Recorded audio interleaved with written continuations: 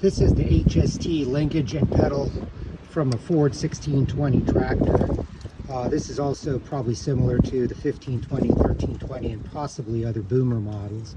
What you have is a treadle pedal design. You have a neutral set position spring mechanism here, linkages, and a linkage going down to control into the HST transmission. Down underneath you have a rod going down to a shock damper, so that when you push the pedal forward or the pedal backwards, it doesn't just spring back quickly. It has more of a soft motion. Now if you look up here, this is the centering mechanism. There's a spring inside. These top nuts are bearing against this shaft and a welded nut down here, and should be adjusted just to the perfect tension, so it's not either too tight and has a spring already pre-compressed, or not too loose so that there's slop in the shaft. What this does is then control the neutral position. Now if you back off this bottom lock nut and then turn the shaft by this nut up here, either clockwise or counterclockwise, that'll position the shaft going down into the transmission here to find the exact neutral. Now you can do this on the tractor. You back this up.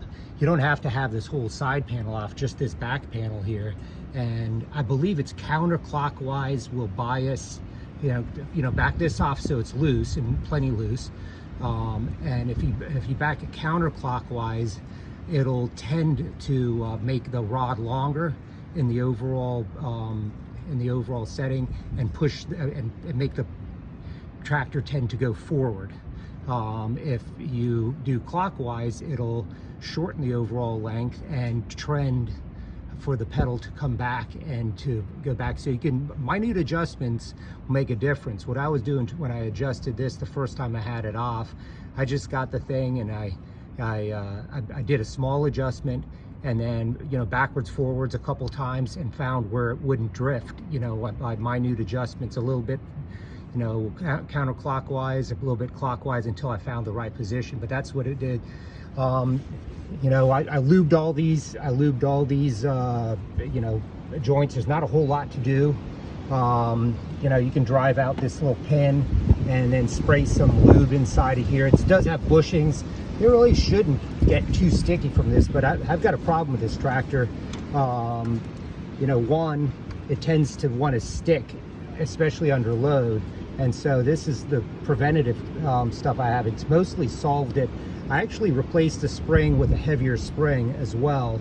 The spring I put in has about 25-pound weight. It's a shorter spring. You have to be in mind, if you put something non-stock in, that the coils might bind if the spring wire's too thick. So you have to get the right length. And I figure this is better than spending 50 bucks on an OEM spring that might not be really any better. Thinking that maybe the original spring might have been a little bit more worn out. But for some reason this thing does have a little bit of a problem sticking. If you have the thing going full bore up a hill or something, and you let it off, it just doesn't want to quite return. Sometimes I got to hit the backwards thing. Otherwise the tractor seems fine. So, but I figured I took this video. I haven't found much on these things on YouTube, and I thought maybe this can help somebody else. Thanks.